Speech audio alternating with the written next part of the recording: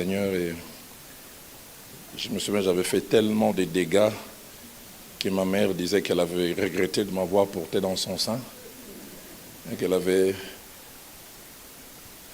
gaspillé son temps. Et quand j'entends ça, je comprends pourquoi l'apôtre Paul, parlant d'Onésime, il dit autrefois il était inutile et maintenant il est devenu utile par la grâce de Dieu.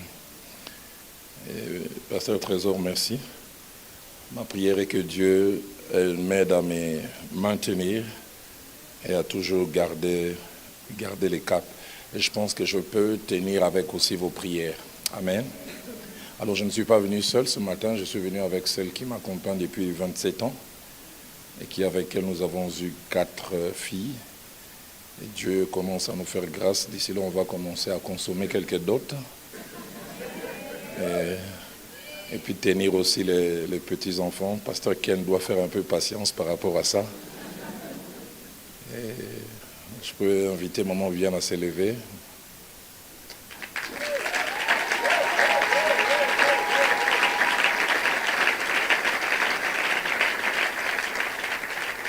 Merci pour cette belle et bonne femme que Dieu m'a donnée.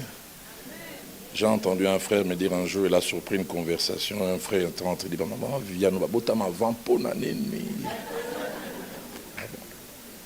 je voulais lui rappeler la Bible, elle dit, tu n'en vieras pas.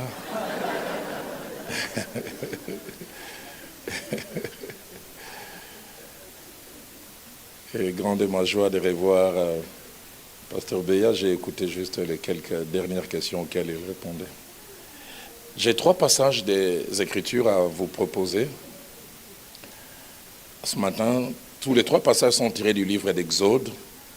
Nous lisons d'abord Exode au chapitre 17. Et notre lecture va aller du verset 8 au verset 10e. Exode chapitre 17, verset 8 à 10. La Bible dit, Amalek vint combattre Israël à Réphidim. Alors Moïse dit à Josué, choisis-nous des hommes, sors et combat. Soulignez bien cela. Choisis-nous des hommes, sors et combat Amalek. Demain, je me tiendrai sur le sommet de la colline, la verge de Dieu dans ma main. Josué fit ce que lui avait dit Moïse pour combattre Amalek. Et Moïse, Aaron et Hur montèrent au sommet de la colline. Là, le second passage, nous lisons Exode chapitre 18. Et notre lecture va aller du verset 21 au verset 26. Choisis parmi tout le peuple des hommes capables, craignant Dieu, des hommes intègres, ennemis de la cupidité, établis-les sur eux comme chefs des 1000, chefs des 100, chefs des 50, chefs des 10, qu'ils jugent le peuple en tout temps, qu'ils portent devant toi toutes les affaires importantes et qu'ils prononcent eux-mêmes sur les petites causes. Allège ta charge et qu'ils la portent avec toi. Si tu fais cela et que Dieu te donne des ordres, tu pourras y suffire et tout ce peuple parviendra heureusement à sa destination. Moïse écouta la voix de son beau-père et fit tout ce qu'il lui avait dit. Moïse choisit des hommes capables parmi tout Israël et les établit chefs du peuple, chefs des 1000, chefs des 100, chefs des 50 et chefs des 10. Verset 26, il jugeait le peuple en tout temps, il portait devant Moïse les affaires difficiles et ils prononçaient eux-mêmes sur toutes les petites causes. Et puis enfin, Exode, toujours cette fois-ci au chapitre 24, et nous lisons en 3 temps, le verset 1 à 2, 9 à 14, et puis 18. Exode 24, 1 à 2, 9 à 14, et puis 18. Dieu dit à Moïse, monte vers l'Éternel, toi et Aaron, Nadab et Abihu, et 70 des anciens d'Israël, et vous vous prosternerez de loin. Moïse s'approchera seul de l'Éternel, les autres ne s'approcheront pas, et le peuple ne montera point avec lui. Verset 9. Moïse monta avec Aaron, Nadab et Abihu, et 70 des anciens d'Israël, et virent le Dieu d'Israël sous ses pieds. C'était comme un ouvrage de saphir transparent, comme le ciel lui-même dans sa pureté. Il n'étendit point sa main sur les lits des enfants d'Israël. Ils virent Dieu et ils mangèrent et burent. L'Éternel dit à Moïse, monte vers moi sur la montagne et reste là. Soulignez bien cela. Je te donnerai les tables de pierre, la loi et les ordonnances que j'ai écrites pour leurs instructions. Moïse s'éleva avec Josué qui les servait et Moïse monta sur la montagne de Dieu. Il dit aux anciens, soulignez encore cela, attendons-nous ici jusqu'à ce que nous revenions auprès de vous. Voici Aaron et Hur resteront avec vous, Si quelqu'un a un différend, c'est à eux qu'il s'adressera. Moïse monta sur la montagne et la nuée les couvrit. Verset 18, Moïse entra au milieu de la nuée et il monta sur la montagne. Moïse demeura sur la montagne 40 jours et 40 nuits. Durant quelques minutes, nous allons parler sur le thème « La délégation du pouvoir dans l'Église », un principe de direction ignoré et mal compris. La délégation du pouvoir dans l'Église, un principe de direction ignoré et mal compris. Une étude faite aux États-Unis entre 1984 et 2014, donc quasiment 30 ans, a révélé que sur 100 églises qui perdent quelque chose ou qui sont secouées à la mort subite de leur pasteur, 75% les sont pour deux raisons principales. Le pasteur titulaire meurt, pour quelques raisons il ne peut plus prester. 75% parmi les églises qui sont ébranlées, ils y sont pour ces deux raisons. La première, c'est que la relève n'a pas été préparée. La relève n'a pas été préparée.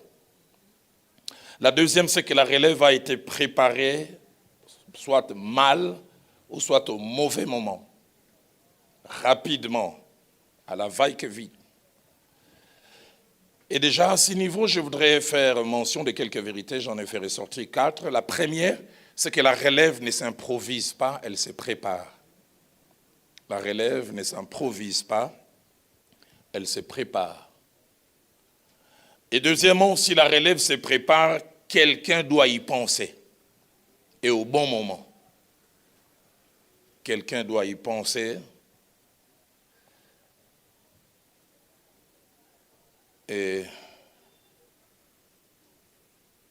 au bon moment.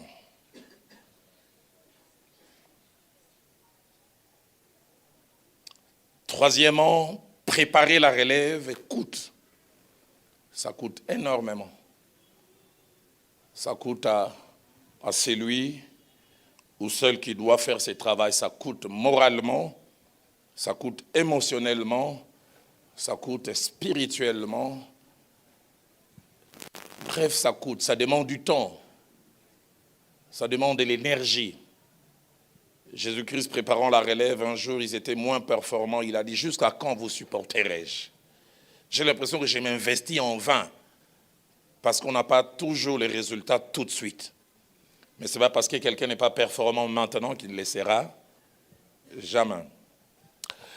Quatrième chose, n'est pas penser et préparer la relève, c'est travailler indirectement pour la destruction. Tu peux avoir bien travaillé, mais si tu ne penses pas relève, sache que tu investis pour que, après quelque temps, tout ce que tu as bâti puisse voler en éclats. Et ce sujet de ce matin, nous allons l'étudier en 4 sous-points. Le premier sous-point, nous allons définir la délégation du pouvoir. C'est quoi la délégation du pouvoir? Le deuxième sous-point, nous parlerons des sortes de délégations du pouvoir. Premier point, définition de la délégation du pouvoir. Deuxième point, sorte de délégation du pouvoir. Troisième point, principe important concernant la délégation du pouvoir. Et Dieu voulant, nous en verrons 11. Et puis enfin, une conclusion en 5 points. Alors, premièrement, la délégation du pouvoir. Qu'est-ce donc la délégation du pouvoir? 3 définitions. Premièrement, la délégation du pouvoir est l'instant où un leader, pour certaines raisons, est appelé ou obligé à céder une partie ou la totalité de son pouvoir à une ou à d'autres personnes pour certaines raisons. L'instant où le leader, pour certaines raisons, est appelé ou obligé. Appelé, c'est des grés, obligé, quand des fois les circonstances l'imposent, à céder soit une partie ou la totalité de son pouvoir à une personne ou à un groupe de personnes pour certaines raisons. Deuxième définition de la délégation du pouvoir, c'est l'instant durant lequel un leader, pour certaines raisons, est appelé, soit pour un temps court ou long, à donner à quelqu'un d'autre d'exercer soit la totalité ou une partie de son pouvoir. Je reprends. C'est l'instant durant lequel un leader, pour certaines raisons, est appelé soit pour un temps court ou long, à donner à quelqu'un d'autre d'exercer soit la totalité ou une partie de son pouvoir. Et puis troisièmement, la délégation du pouvoir est définie comme étant un processus dans une organisation par lequel un responsable délègue des tâches ou des responsabilités à un ou à des subordonnés, pour certaines raisons. Processus dans une organisation par laquelle un responsable délègue des tâches ou confie des tâches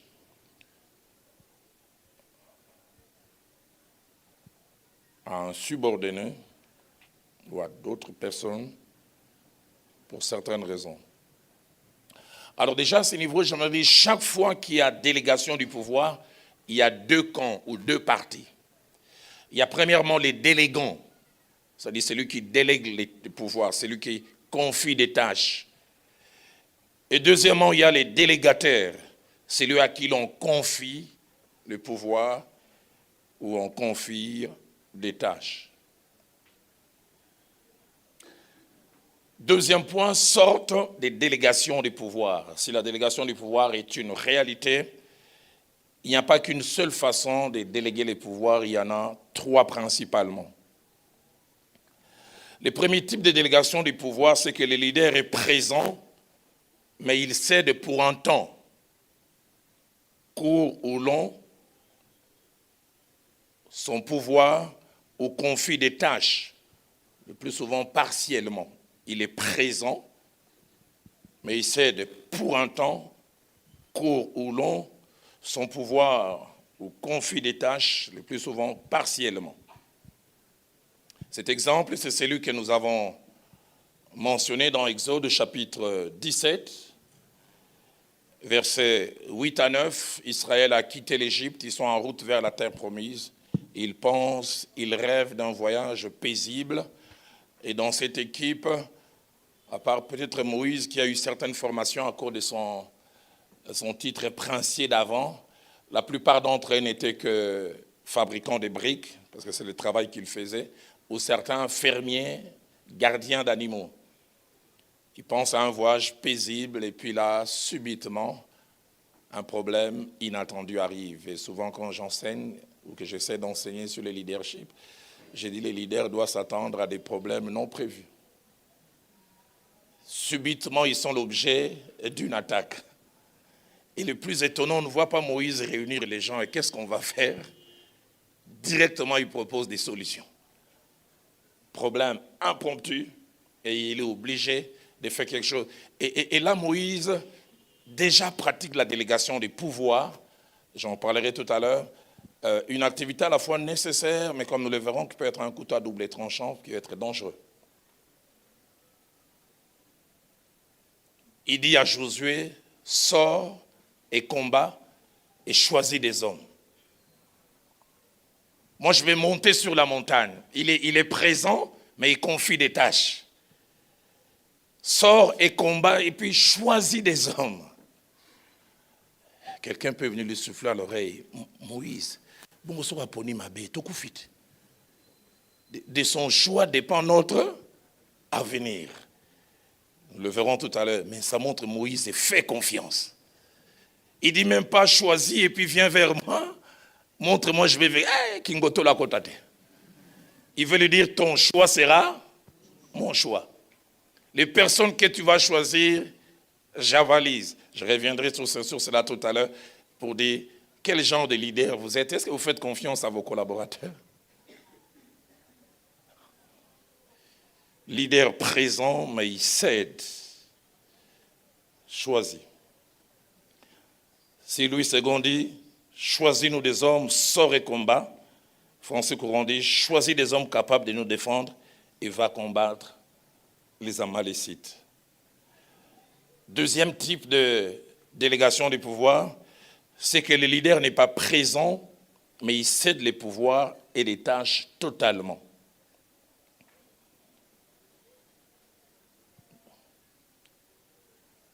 Exode chapitre 24, verset 14, nous l'avons lu tout à l'heure. Dieu a appelé Moïse ainsi que les anciens. Ils sont arrivés jusqu'à un certain niveau et puis ils se sont détachés à un petit groupe, mais Dieu l'oblige à aller plus loin.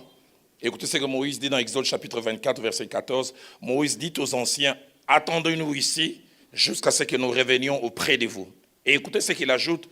Voici Aaron et Hur resteront avec vous. Si quelqu'un a indifférent, c'est à eux qu'il s'adressera. Avant, c'était moi. Mais puisque je ne serai plus là, désormais, c'est à eux que l'on doit s'adresser. Eux, ils me représentent. Aaron et Hur, c'est vous qui posez des actes qui m'engagent. La version Nouvelle Bible Seconde dit, si vous avez un problème à régler, allez les trouver. Troisième type de délégation du pouvoir, c'est que le leader est là et il cède des tâches et les pouvoirs définitivement. Il cède des tâches et des pouvoirs définitivement. Il y a ces deux cas de figure que nous avons eu à mentionner, Exode chapitre 18, versets 21 à 22, et puis 25. Et j'en parlerai encore tout à l'heure. On voit Moïse, un homme fantastique, charismatique, mais qui, chaque soir, chez lui, rentrait, pas de conversation avec la femme, pas de conversation avec les enfants, fatigué. Madame commence à parler, fatigué. Il pensait qu'il était fatigué au nom de Dieu, mais il était fatigué au nom de la désorganisation. Fatigué parce qu'il était désorganisé, fatigué parce qu'il se croyait indispensable. Et j'ai trop les regards. Il dit, qu'est-ce que tu fais là? Il dit, papa, balilangai.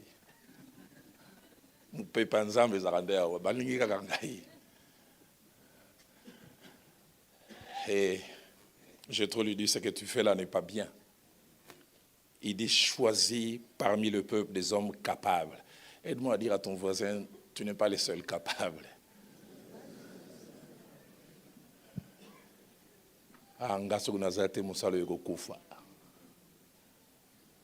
Papa Nkela nous disait, Moussala ya angana kenda et kobaka. C'est le travail d'autrui. Autrui est parlé.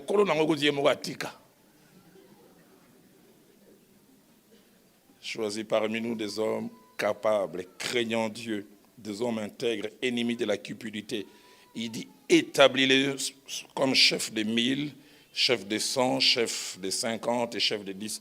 Je reviendrai sur cela jeudi quand je parlerai de l'importance de l'administration dans une église locale. Merveilleux passage. Mais écoutez ce qu'il dit au verset 22, qu'il juge le peuple en tout temps. Ce n'est pas pour un moment.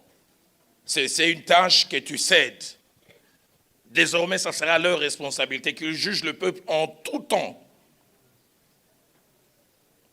Qu'ils portent devant toi toutes les affaires importantes et qu'ils prononcent eux-mêmes sur les petites causes.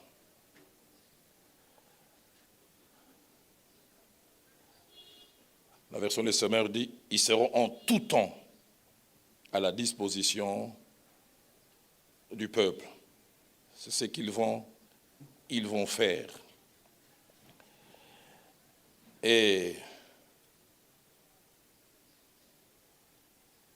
les trois premiers textes, ça c'est une parenthèse que j'ajoute avant d'aller vers le principe, les trois premiers textes que nous avons lus nous montrent ces trois types de délégations de pouvoir.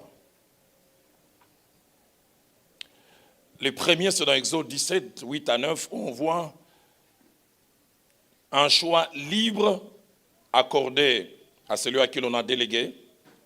Et cela est dicté à la fois par la nécessité, par souci d'efficacité. Moïse fait quasiment des rétributions des tâches. Moi, je vais m'occuper du spirituel et toi, tu t'occupes du terrain. Et il savait que la force du terrain venait du spirituel. Mais il confessait. C'est la nécessité qui lui oblige ça, parce qu'il sait qu'il ne peut pas être aux deux endroits au même moment. Exode 18, 21 à 25, nous montre une délégation conseillée. Là, ce n'est même pas lui qui avait vu la nécessité. C'est quelqu'un d'autre qui a observé et qui a conseillé. Et en conseillant, il a dit à Moïse les trois bénéfices. Le premier bénéfice, en tant que numéro 1, tu seras moins fatigué. Moins fatigué.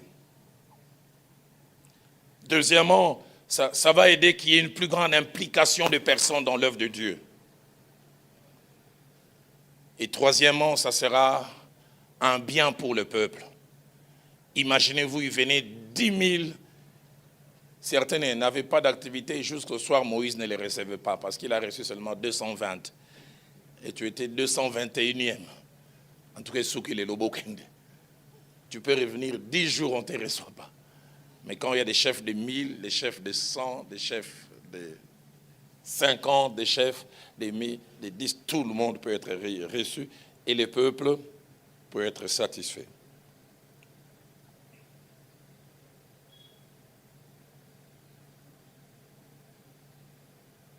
Et puis Exode 24 que nous avons lu nous montre une délégation dictée par un événement imposé par Dieu. C'est Dieu qui invite Moïse. Viens. Et non seulement que Dieu l'invite, on sait quand il est parti, mais on ne sait pas quand il va revenir. Exode 24, verset 18 dit, Moïse entra au milieu de la nuée, il monta sur la montagne. Moïse demeura sur la montagne 40 jours et 40 nuits. C'est vrai, au 40e jour, on a su qu'il revenait, mais il ne savait pas, il revient quand? C'est Dieu qui l'a invité pour échanger avec lui. Les choses redeviendront à la normale quand Dieu aura fini avec lui.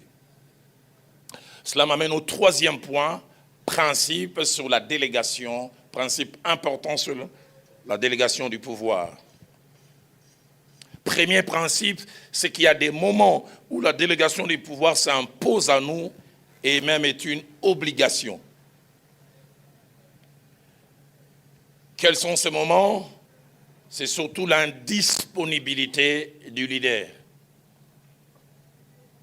Indisponibilité due à un voyage, indisponibilité due à la maladie. On est fort, le pasteur a fait une crise. J'ai connu une église où un pasteur a fait un AVC. 10 ans durant, il laissait personne d'autre prêcher. Et subitement, il fait un AVC. Voyage, maladie. Mais troisième raison aussi, ça peut être une situation qui s'impose. J'ai connu un ami non pas un ami, on avait un ami commun.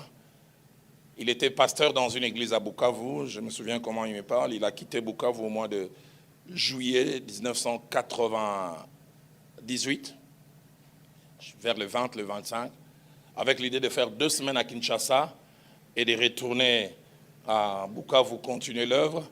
Ceux qui connaissent un peu l'histoire du pays se souviennent. La première semaine d'août 98-98, la deuxième guerre, avec la guerre du RCD qui a commencé. Et pour quasiment 5 ans, le pays est coupé en 3 morceaux. Plus de contacts entre Kinshasa et Guado, plus de contacts entre Kinshasa, Goma et Bukavu. Il a dû rester, c'est lui qui pensait rester 2 semaines. Il ne pouvait plus, il dit, il n'y avait pas non plus de moyens. Certains pouvaient contourner, ils traversent à Brazza, de Brazza ils font Nairobi, ils vont rentrer de l'autre côté, mais lui, les moyens n'étaient pas là. Son assistant a dû devenir le titulaire durant 5 ans. Nous ne savons pas toujours ce qui peut arriver. Et si tu n'as jamais préparé la relève, je peux en parler un peu avec beaucoup de liberté. J'ai été membre de l'église de la Borne quasiment. L'église de la Borne a commencé en 84. Moi, je suis arrivé au mois d'avril. Moi, je suis arrivé en 86, au mois de novembre. Et toutes les premières années, tout était centralisé entre les mains du pasteur Vernon, l'enseignement, les entretiens. J'oublie jamais le premier pillage arrive en 91. L'ambassade de la Suisse l'oblige à partir. C'est lui qui va rester, ça, c'est risque et péril. Je vois encore comment, avec tristesse, il dit comment va vivre l'Église parce qu'il n'avait pas préparé la relève. Et je me souviens, je ne vais pas citer les noms ici, ceux qui sont de la maison, ils sauront mettre les noms derrière les exemples que je vais donner. Un leader numéro 1 a été laissé, mais qui n'était pas encore au point. C'est à lui qu'on a confié les leaderships. Je me souviens à l'époque, quand on lui laissait dimanche prêcher 50 minutes, après 10 minutes, il n'avait plus rien à dire. C'était un bon administratif, mais pas préparé. Et de l'autre côté, celui qui s'occupait de la jeunesse, à qui on n'avait pas confié les numéros 1, il avait et la parole, les charismes et l'influence. Et une église a failli voler en éclats. Simplement parce que personne ne s'imaginait un jour que subitement, quelque chose pouvait arriver. Et je n'ai jamais oublié quand le pasteur Vernon est revenu une année après, c'est à ce moment-là qu'il a commencé à fixer des choses. Parce que l'expérience lui a fait comprendre que tout peut arriver, n'importe quand. 1 Timothée chapitre 5, verset 23, nous donne l'exemple d'un pasteur qui a dû beaucoup faire souffrir son église, le révérend Timothée. Écoutez ce que Paul dit à Timothée, il dit, ça c'est l'un des versets que certains qui aiment cet exercice de consommation de ce genre de boissons connaissent, même quand ils ne connaissent pas toute la Bible, ils connaissent au moins ça. Prends un peu de vin. Bien qu'à Timothée, il avait été dit pour ton estomac, eux-mêmes quand ils n'ont pas de problème d'estomac, ils en consomment avec quelle quantité? Et il lui dit pourquoi? À cause de tes fréquentes indispositions. Fréquentes indispositions. La version française courant dit, puisque tu es souvent malade. La version des Semeurs dit, puisque fréquemment tu as des malaises. Les commentateurs disent que Timothée ratait beaucoup de réunions. Il pouvait bien dire l'étude biblique de mercredi, c'est moi qui vais le faire à 17h, mais à 15h, ou bien à 13h, Famboali. Ah bon, ça m'a été. Fréquente indisposition. Santé fragile. Obligé tout le temps d'être couvert. Deuxième principe, c'est que les moments de délégation des pouvoirs, quelle que soit leur durée, que la délégation des pouvoirs soit courte ou longue, sont des moments de triple test. Sont des moments de triple test. Premièrement, c'est un test pour celui qui délègue. C'est-à-dire, on vérifie sa capacité à faire confiance et en croire en ses collaborateurs. Deuxième test, c'est un test pour celui ou celle à qui l'on délègue. Sera-t-il à la hauteur? Va-t-il faire montre de l'orgueil? Va-t-il rester à sa place? Troisième test, c'est un test pour les groupes, l'Église. Vont-ils accepter ces nouveaux leaders momentanés? Je connais des églises où, quand les pasteurs titulaires voyagent, l'onction, pasteur aïe.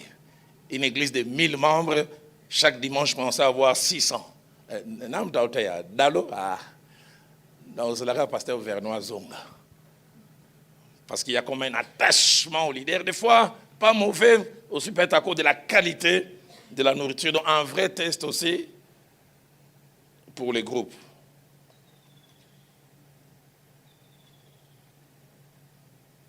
Troisième principe, en rapport avec les temps, la délégation du pouvoir peut avoir 3 visages. Premièrement, elle peut être courte. C'est-à-dire, on sait quand ça commence, mais on ne sait pas quand ça va finir. On sait quand ça commence, mais on ne sait pas quand ça va finir. Exode 24 que nous avons lu, 1 jusqu'à 18, c'est ces cas. Ça a été 40 jours, pas très long. Mais ils savaient quand ça a commencé, ils ne savaient pas quand ça allait finir. Marc chapitre 9, versets 1 à 2, Jésus-Christ a 12 apôtres, mais il a un rendez-vous pour monter sur la montagne de la transfiguration. Je ne sais pas combien de temps il est passé, mais il est monté avec 3. Et puis 9 sont restés. On sait quand ça commence, on ne sait pas quand ça finit, mais c'est court. Deuxième visage, toujours en rapport avec le temps, il est long, mais sans connaissance du quand ça commence, on ne sait pas quand ça va finir. Il est long. Là, c'est ces 2 exemples que j'ai donnés. Le pasteur Vernon qui est parti, il reviendra seulement quand la situation va se calmer au pays. Et je sais qu'il a connu des départs comme ça 2 fois, en 91. Quand j'étais à Nairobi, j'ai appris avec la deuxième guerre du RCD, il a dû partir, et là, 1 année et demie.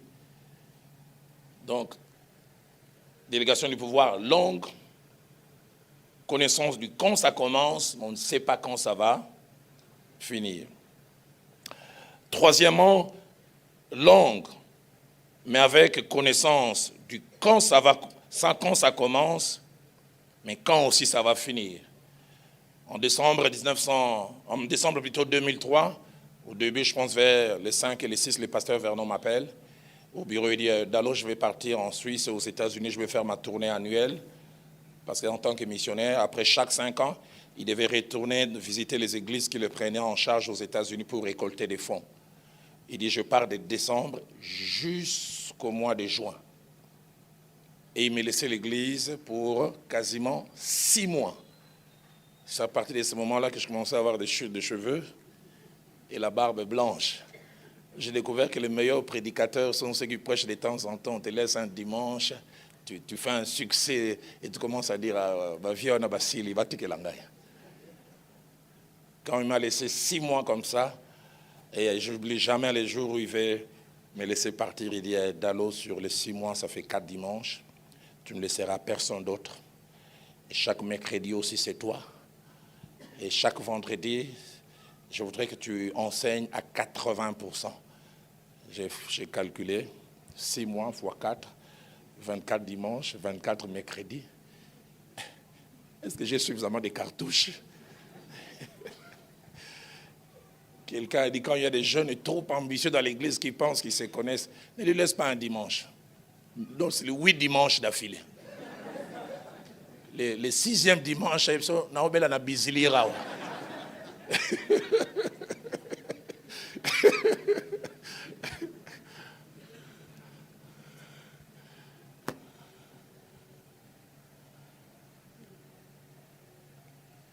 Et combien ça avait été un grand test pour moi. Et je me souviens, durant tout son temps d'absence, je n'ai prêché que sur 2 Timothée 3, 1 à 5, dans les derniers jours. Et j'étais étonné comment Dieu m'inspirait, dimanche après dimanche.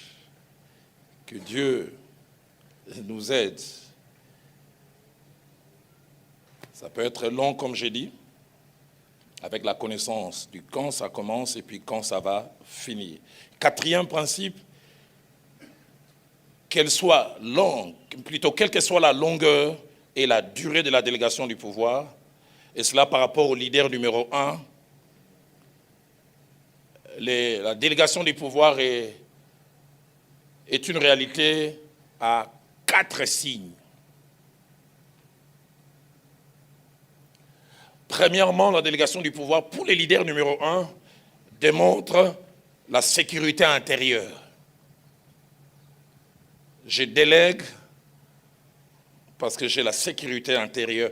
Et là, j'ouvre une parenthèse pour fermer. Il n'y a pas pire pour un leader que d'être un leader, c'est que les anglophones disent insecure. Tu n'as pas une sécurité intérieure. J'en parle souvent ici quand j'enseigne. Durant quasiment toute la première et même la 2e année des débuts de Philadelphie, je prêchais régulièrement. Quasiment tous les séminaires, c'était moi. Et puis, début de la 3e année, Dieu me met à cœur que je puisse non seulement voyager, mais laisser le séminaire, et c'était le pasteur Atoms qui devait tenir cela. Je n'ai jamais oublié, retour au culte originel.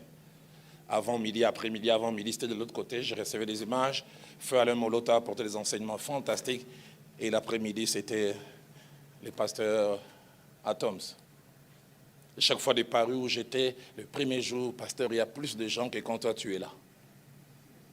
Le deuxième jour, pasteur, ce n'était pas profond, c'était profondissime.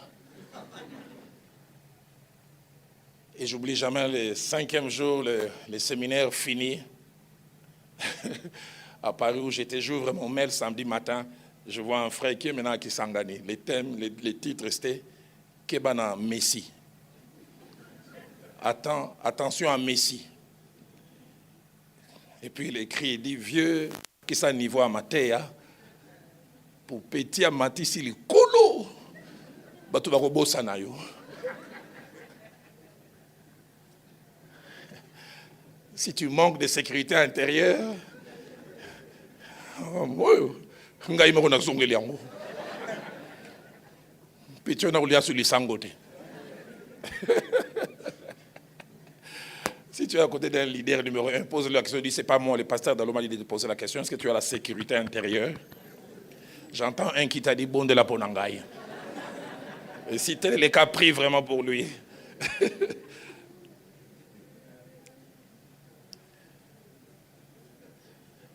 J'ai été pâté un jour, j'ai sur la parole du salut à Gombe, et il laisse son assistant, le pasteur Noëlla, prêcher.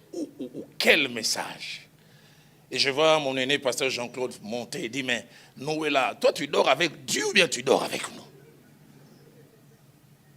Il dit, cette profondeur, même moi je ne l'ai pas dit à l'auditoire, ça vous ferait mal qu'il prêche encore le dimanche prochain? Oui! Il dit, il va prêcher. Et j'ai appris finalement qu'il lui a laissé 3 dimanches. J'ai dit, waouh, ça montre la sécurité. Petio nazo matamingi, tinda ebolobo.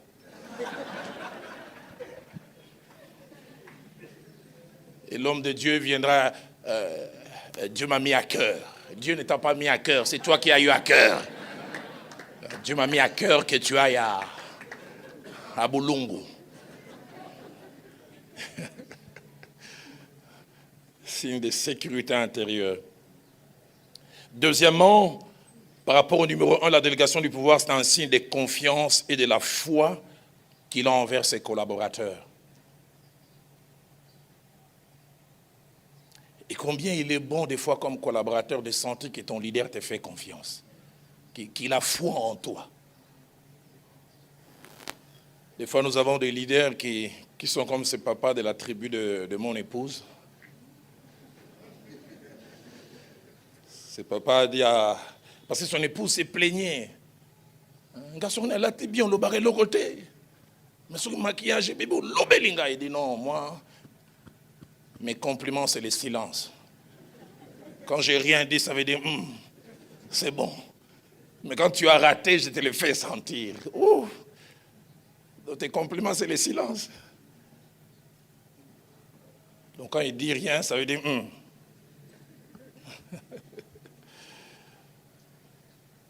Troisièmement, par rapport au numéro 1, la délégation du pouvoir, c'est la foi et la confiance qu'il a en Dieu par rapport à ses collaborateurs. Dieu n'a pas que moi. Le Dieu qui me fait grandir, le Dieu qui me rend capable peut aussi rendre mes collaborateurs capables. Mais quatrièmement, c'est le signe que les leaders ne se croient pas indispensables. L'une des pires choses, c'est qu'un leader se croit indispensable et rien ne peut se faire sans moi. Il faut que coûte je sois là.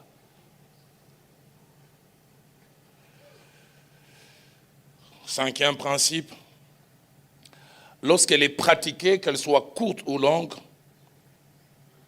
la délégation du pouvoir permet 4 choses. Premièrement, ça permet que le numéro 1 soit allégé et concentré sur certaines tâches essentielles. Allégé et concentré sur certaines tâches essentielles. Dans Exode chapitre 18, au verset 22, la partie A, quand Jéthro donne les conseils de la délégation du pouvoir à Moïse, lui dit, allège ta charge. Allège ta charge. Tu portes trop, mais pour rien. Allège ta charge. La version Parole de vie dit, aie eu moins de charges.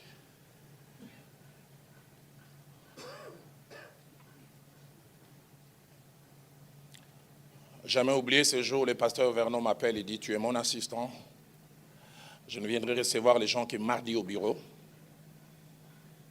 Parce que ma priorité à moi, c'est l'enseignement de mercredi et l'enseignement du dimanche. Il dit, toi tu reçois, il dit, Roland, tous les petits démons, c'est toi qui vas t'en occuper.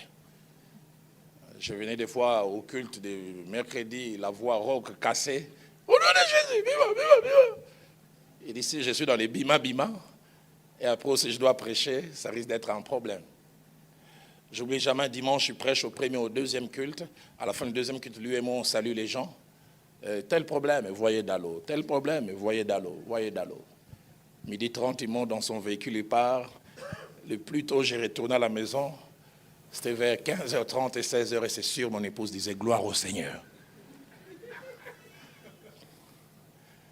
Parce qu'on m'a délégué pour qu'il lui soit efficace dans un domaine, quelqu'un d'autre devait s'occuper. Quand Philadelphie a commencé, au départ, non seulement que je prêchais, mais tous les départements venaient vers moi pour recevoir des orientations. Et puis, vint un moment, Dieu m'a fait grâce d'avoir deux hommes merveilleux, le pasteur Ken et le pasteur Atoms. Et dans la configuration que nous avions à l'époque, si j'ai encore les chiffres exacts, nous avions, je pense, 26 départements et 6 commissions. Alors, décision a été prise. Pasteur Ken a 13 départements et 3 commissions, et pasteur Atoms même. Désormais, je n'avais plus un contact direct avec les départements. Les responsables des départements, on les voyait. Et s'il y avait des problèmes, ça pouvait remonter vers moi. Et ça m'a permis d'être efficace. Combien de fois des gens voulaient les contourner? Et ça m'a permis de me concentrer sur l'essentiel. Ça allège la charge. Il arrive des fois, nous nous encombrons. Toi, leader, tu ne fais pas confiance. Contagieux.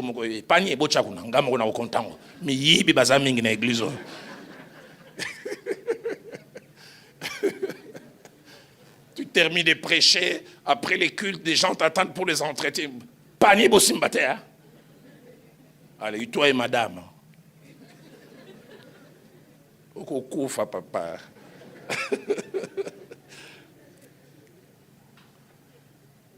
Deuxième chose que la délégation du pouvoir permet, elle permet que plusieurs soient actifs et apportent des compétences diverses. Plusieurs soient actifs, qu'ils apportent des compétences diverses. Exode chapitre 18, verset 22, la partie B, il dit que les autres portent la charge avec toi. Et des fois, on est étonné des gens qui sont capables, mais dont le meilleur ne sort pas parce qu'on ne leur donne pas de possibilités. Troisièmement, ça aide à préparer la relève en permettant à ceux à qui l'on délègue l'autorité de découvrir non seulement la position, mais aussi les difficultés attachées à la tâche. J'aimerais le répéter.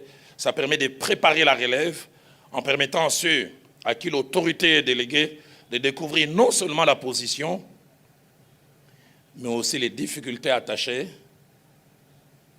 à la tâche. Il arrive des fois, les subalternes sont ambitieux.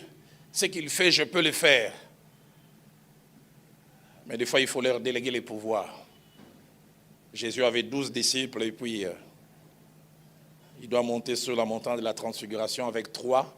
Ça, c'est moi qui m'imagine. Il dit aux 9, Bissotoke, Binon de Bogomba titulaire, que je m'imagine quel est 5. Papa va entretien à Bissot. Jusqu'à ce qu'on amène un enfant lunatique. Banda bandaki. Oh, maître Tchaka Libogo Kotoyo. Rien. Kotoyo, tata et papa. Namoni bozo kokate. Papa, je suis minimisé biso. Rien du tout. Namuteo veromba. Histoire zonga vraiment. Des fois, la délégation vous permet de... On est trop ambitieux. Le pasteur Veilly, qui était notre responsable numéro 1 de la jeunesse, il gérait bien les retraites. On arrivait dimanche soir jusqu'à samedi matin quand on sortait, on mangeait toujours. On trouvait que c'était facile. J'ai jamais oublié en 90, il dit, j'irai à Bolobo, Dalo, tu vas gérer la retraite. Voilà, l'église donne ça comme subvention, et puis les gens payent ça. Au 4e jour le matin, Mbonga m'a pagno Cécile. Oh. Téléphone pèse à quitter. Oh, accessible les gars na phonie. Na qui na phonie na combien à Kinshasa. Allô à vous. Le jeudi, Mbonga m'a Cécile. Vendredi to yebité. Bon dès qu'on s'entend na bien, au lukaka makambo.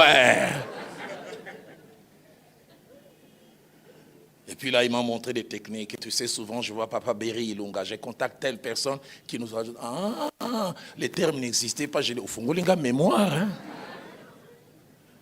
J'ai découvert. Et la délégation est importante.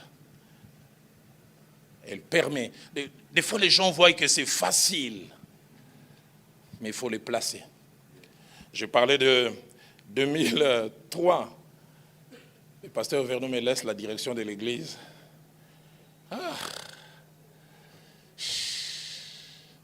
Le 13 janvier, je reçois un courrier emmené par quelqu'un de la présidence. L'église de la Borne a été choisie parmi les églises qui doivent faire un culte spécial en honneur de nos 2 héros nationaux, Lumumba et Mosé Kabila. Ce vendredi, il doit y avoir un culte, on doit vanter, on doit encourager les gens. Je dis, attends, pasteur Vernon, et je n'oublie jamais quelqu'un qui me méprisait. Il semble qu'il ne m'acceptait pas comme pasteur. Quand on lui a donné les courriers, il a dit, non, nous avons un pasteur. Et puis il arrive, il dit, c'est toi notre pasteur. Je dis, Andiminga Lelo. Parce que c'était une patate chaude.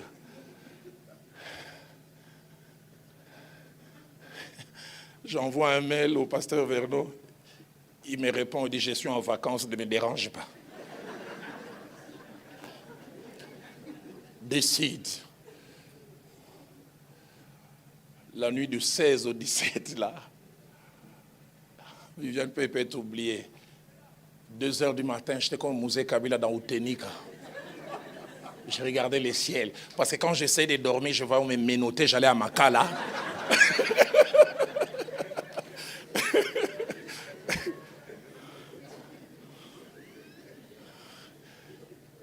C'était prévu qu'on commence à 9h. J'arrive à 7h30 à l'église. 2 choses me frappent. Je vois une fanfare. Je dis, non, commune Moutetine de Bissau. J'entre dans la salle, je vois les choristes en tenue de dimanche. Tu vois, les gens, qui vous a dit? C'est cette personne-là qui me méprisait. Il dit, non. J'ai lui dit, mais c'est moi les titulaires. Non, je les ai demandé de venir seulement au cas où. J'ai dit, quel au cas où? J'entre au bureau, je regardais de la fenêtre, et puis je vois le bourgmestre qui rentre avec son drapeau là, suivi par 4 gardes du corps. Vers 8h15, 3 véhicules avec des motards. Délégation de la présidence. J'ai dû faire monter ces messieurs au bureau. Donc normalement, si je n'avais pas enraciné mes jambes par terre, comme les Quinois disent, piclés, ils auraient vu ça. J'ai appelé le monsieur.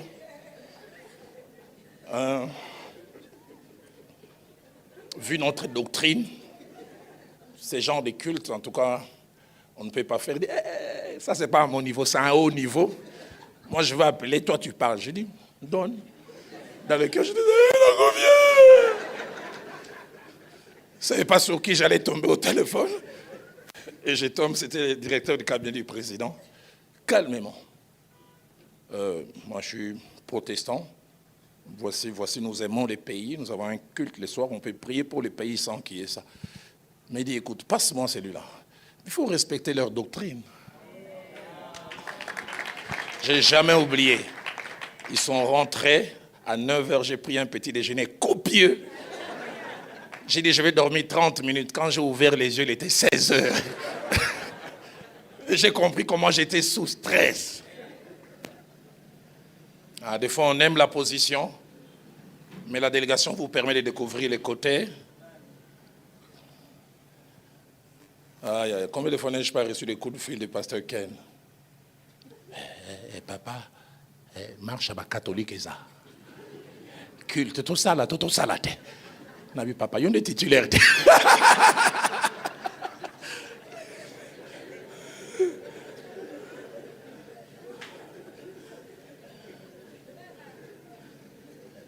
Marche moko ekozala babi église nyonso bakosangana bakobukango. Tu n'as pas les cultes, on dit que tu es pour l'opposition.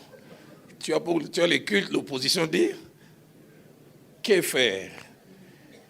Quel est le trésor de temps en temps? Fambouan izoyango. Ça aide à préparer la relève. Quatrièmement, la délégation du pouvoir permet à habituer les peuples de Dieu à d'autres visages, qui est le seul leader. Et ça, c'est très important. Quand l'Église n'est habituée qu'à écouter, et ça c'est comme je dis, nous avons connu à la bande de 84 jusqu'en 91. C'était que du pasteur Vernon, du coup parti, on avait difficile à écouter les autres aînés qui sont arrivés. Ça prépare le peuple de Dieu. Sixième principe, c'est que la délégation du pouvoir dans une église peut toucher plusieurs aspects. Premièrement, ça peut toucher la prédication ou l'enseignement. La direction, je continue à exercer. Allez, je laisse quelqu'un de temps en temps enseigner. Deuxièmement, ça peut toucher la direction des réunions, conseil restreint ou élargi.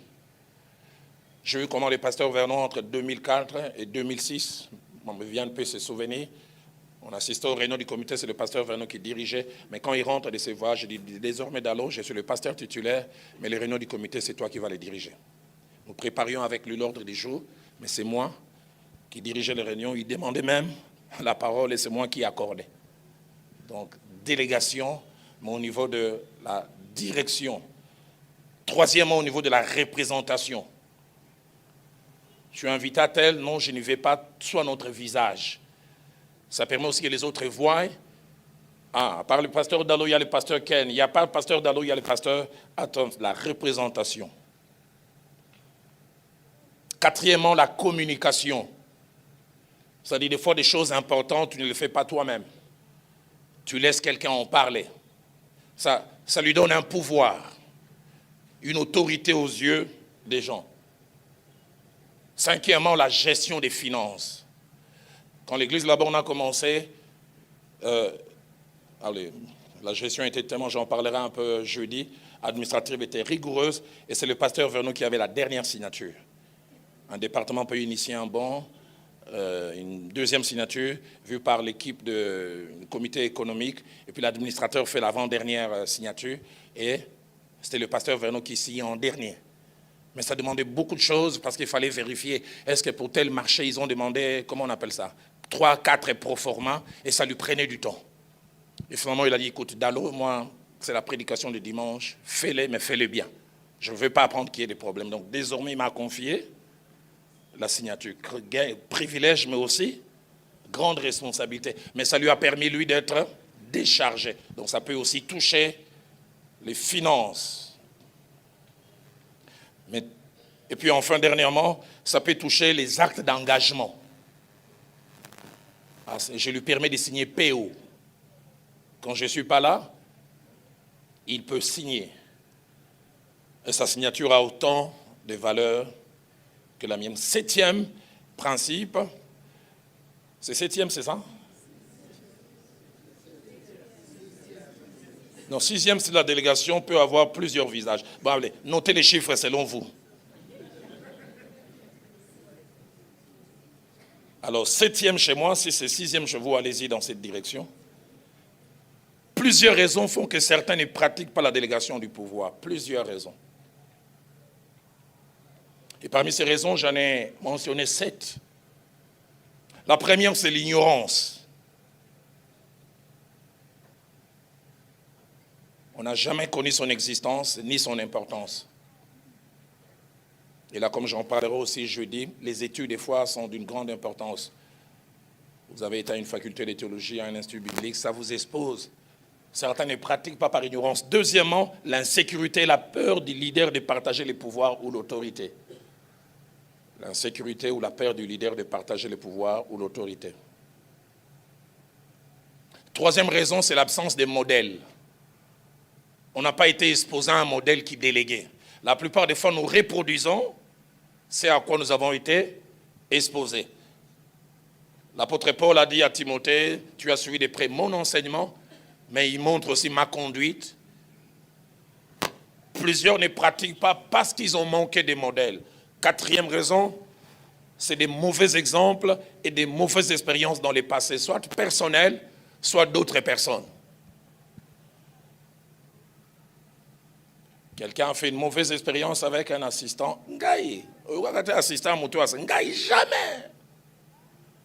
Tu n'as pas appris tel laisser, tel signer, il lui a volé l'argent.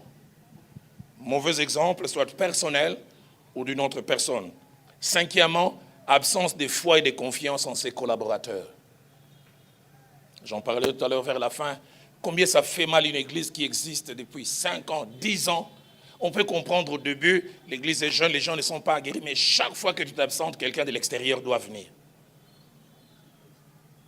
C'est ton ami de l'Institut biblique qui doit venir. Alors qu'il y a des anciens qui commencent à grandir, à qui aussi tu peux donner la possibilité. Absence de foi et de confiance en ses collaborateurs. Sixième et avant-dernière raison, un côté trop perfectionniste et exigeant du leader numéro 1. Il y a des leaders qui ont un côté trop perfectionniste. Ils veulent que ceux qui vont les remplacer soient au même niveau que eux, coûte que coûte. Et ils oublient qu'eux-mêmes, avant qu'ils atteignent ces niveaux, ils ont eu besoin d'un parcours. Avoir foi, il ne va peut-être pas forcément donner la même chose que moi, mais au moins il va donner quelque chose. Un côté trop perfectionniste. Et puis septièmement, une haute opinion que le leader se fait de lui-même. Il n'y a que moi qui peux bien faire le travail. Il n'y a que moi. Haute opinion. Huitième principe, selon moi et selon vous, mettez les chiffres que vous avez. Qu'elle soit momentanée ou définitive, la délégation du pouvoir doit être pratiquée avec sagesse, prudence et tact. Qu'elle soit momentanée ou définitive, la délégation du pouvoir doit être pratiquée avec sagesse, prudence et tact. Et surtout sans les émotions. Qu'est-ce que je veux dire par là? Quand on veut déléguer, ces 3 choses sont importantes. Il faut associer Dieu.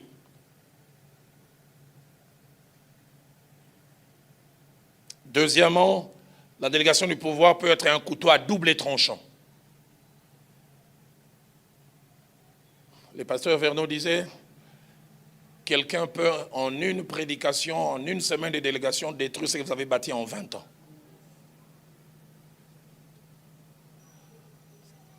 Tu prêches la parole de Dieu, mais tu ne sais pas que cet assistant de conviction, il a lu le livre des amis de Rigini et d'ailleurs, Caïn était du diable et autre chose.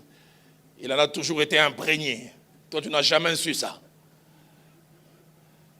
Tu voyages, tu apprends. Oh, yon, on va baptiser au nom du Père et du Saint-Esprit. Koufa. Faut me bander là. Il y a des joueurs réservistes qui n'attendent que le temps. Pas match sur le terrain. Couteau à double tranchant. Troisièmement,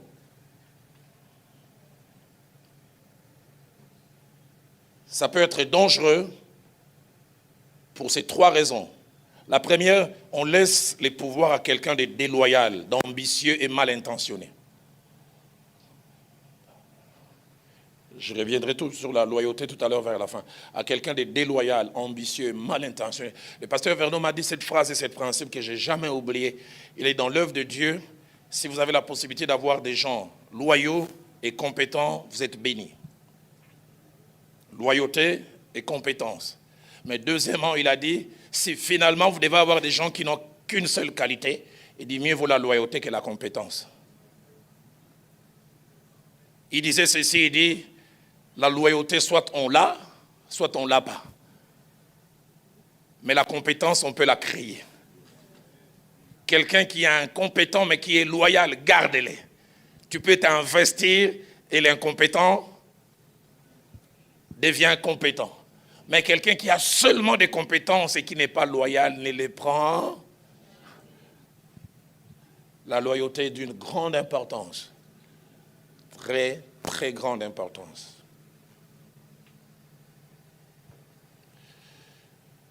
Toujours dans ce troisième point. Deuxièmement, on laisse les pouvoirs à quelqu'un qui n'est pas encore suffisamment prêt. Je n'ai pas dit totalement prêt, suffisamment prêt. Et apte à exercer des responsabilités. Exode chapitre 32, c'est pas ça, ça je vais lire un peu.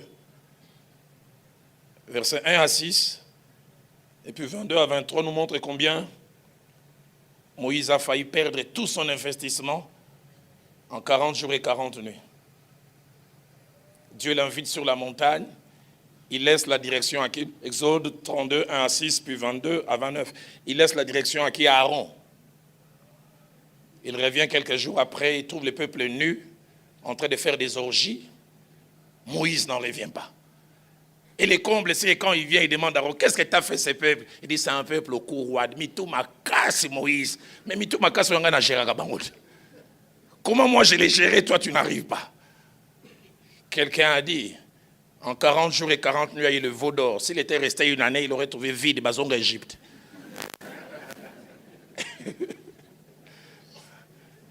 Comme quoi la délégation du pouvoir, autant elle est une bonne chose, mais elle dépend aussi d'à qui tu laisses. Il y a des gens, même quelle que soit leur ambition, ne leur déléguez jamais encore.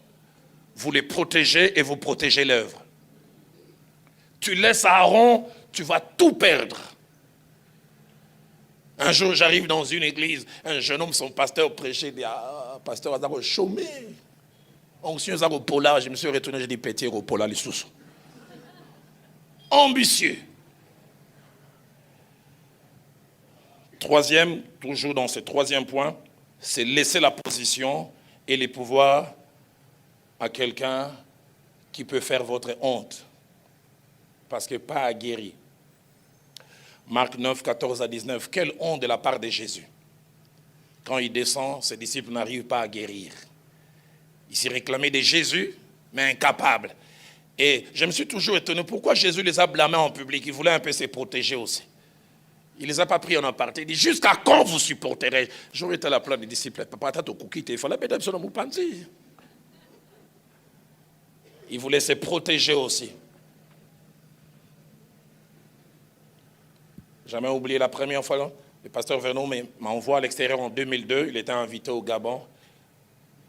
Et il dit, Dalo, je pense que je ne peux pas partir. Va me représenter. Je devais prêcher dans un grand stade à Port-Gentil. Pour la première fois devant 30 à 40 000 personnes.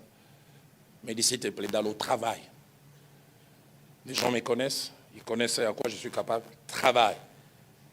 Et travaille sur chaque message. 9e principe chez moi, je ne sais pas lesquels chez vous. Qu'elle soit longue ou courte, la délégation du pouvoir exigera 3 choses. Premièrement, c'est au délégant,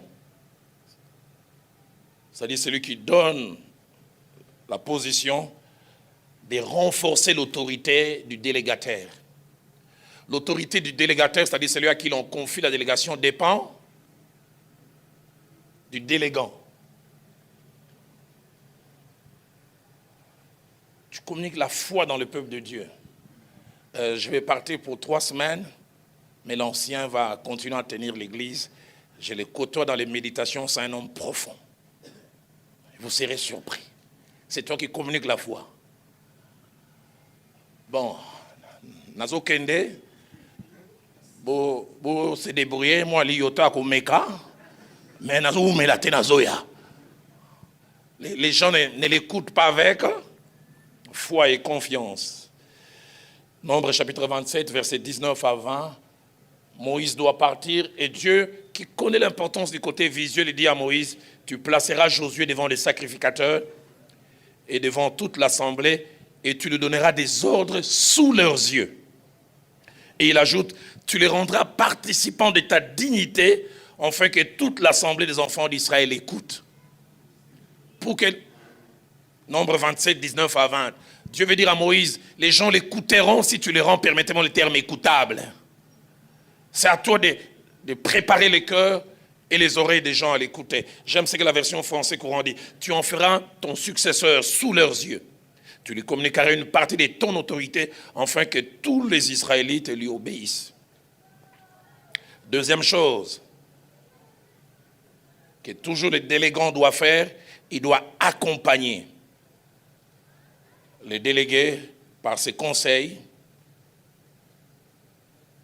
par ses prières et par ses remarques si nécessaires.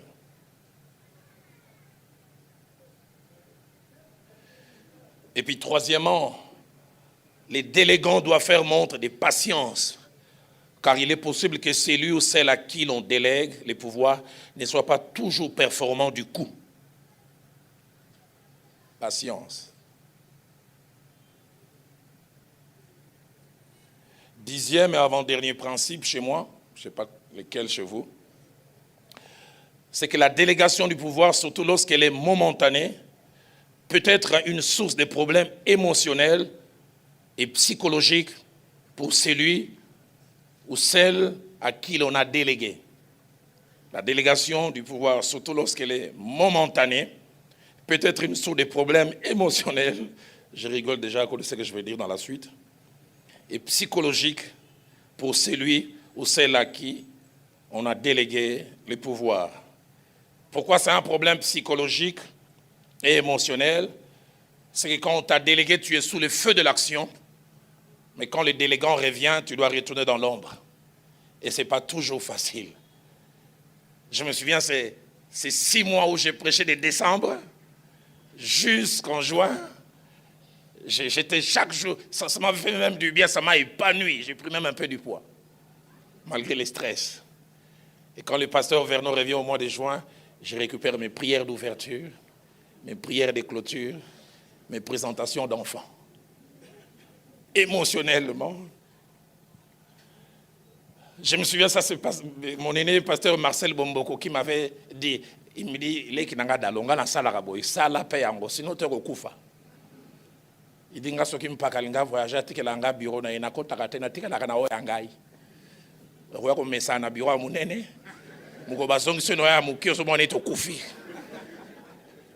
Il dit, dit ma position, car c'est un bureau à moquer. Et ça m'a beaucoup aidé. Problème émotionnel. C'est pour cela, celui à qui l'on délègue doit être fort à l'intérieur. Tu n'es pas fort. Aïe, aïe, aïe, aïe. 3 dimanches, midi prêche. Les gens disent, oh, pasteur Ken, a pu midi, et quand le pasteur Ken revient, Mehdi doit avoir une feuille pour prendre les noms des gens et les faire entrer chez le pasteur Ken.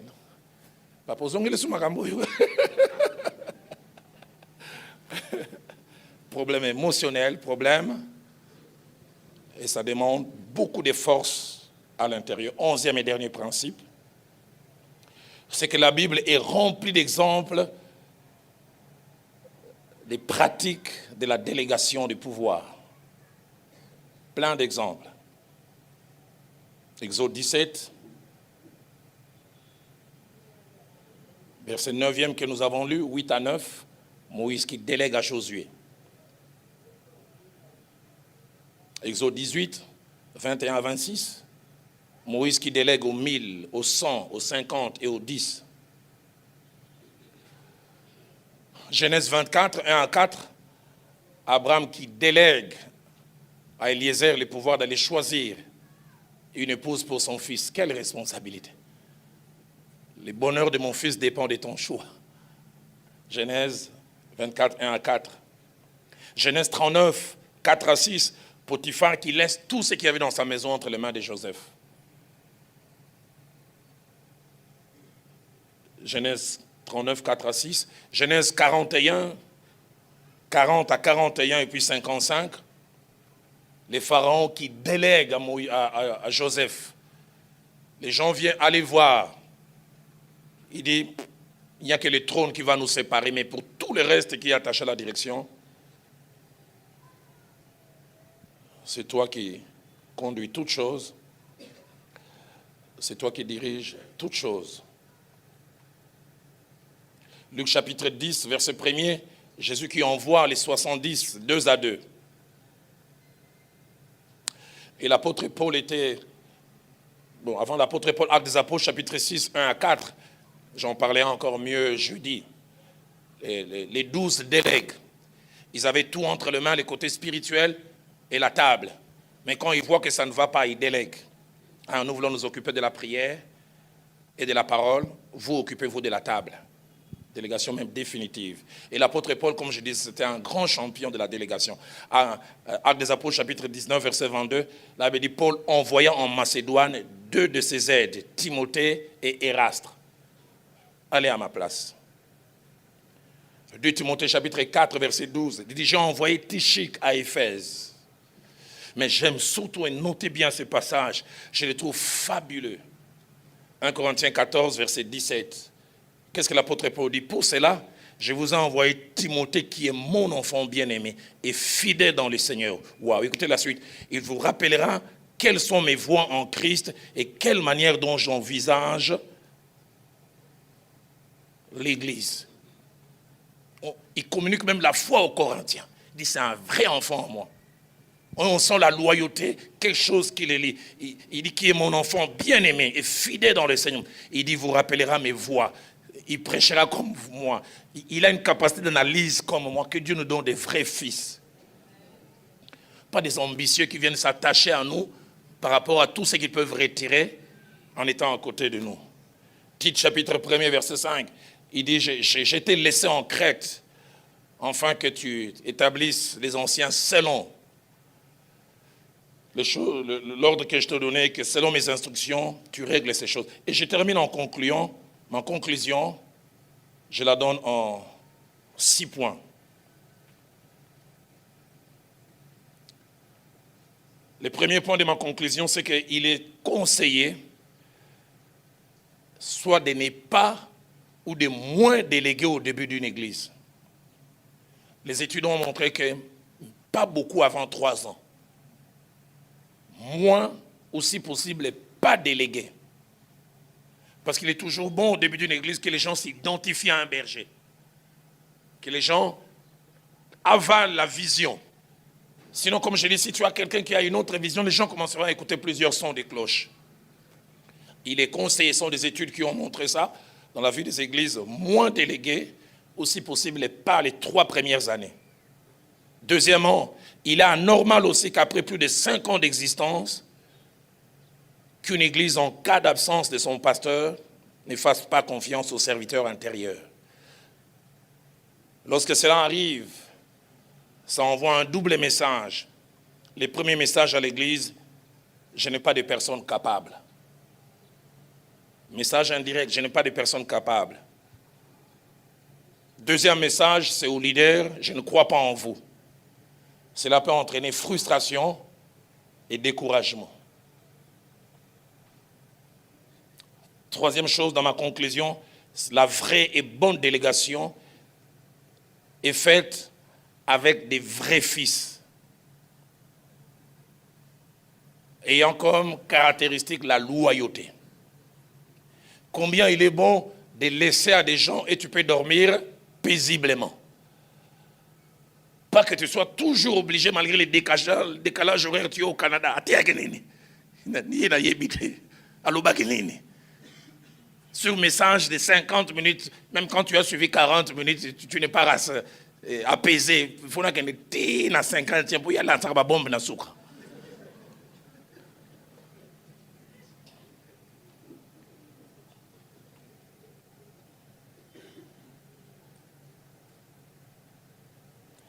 Quatrième et avant-dernière, parmi les dernières choses,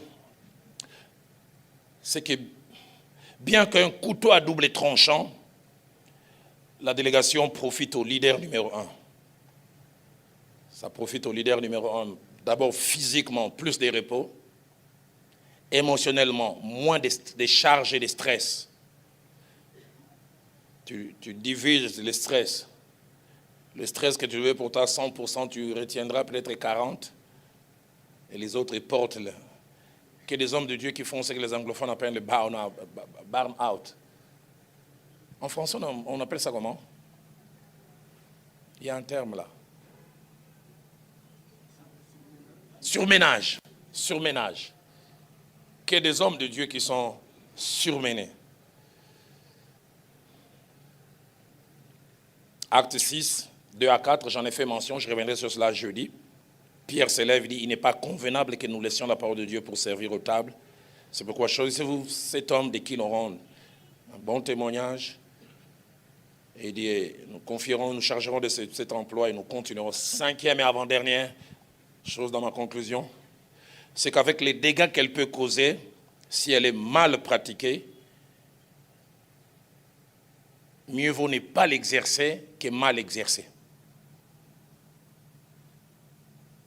Si tu as des doutes et que tu crains que les résultats, mieux vaut ne pas l'exercer. Parce que des fois, c'est toujours difficile de venir colmater les brèches et corriger les erreurs.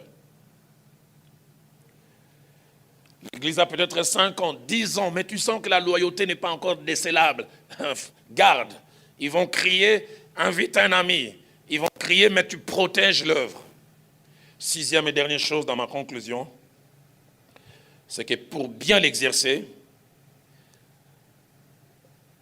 pour être bien exercé plutôt, pardonnez-moi, la délégation doit se faire au bon moment avec les bonnes personnes. Au bon moment avec les bonnes personnes. Et ces bons moments, je pense que c'est le leader lui-même qui peut les sentir. Je le suis suffisamment attaché à moi.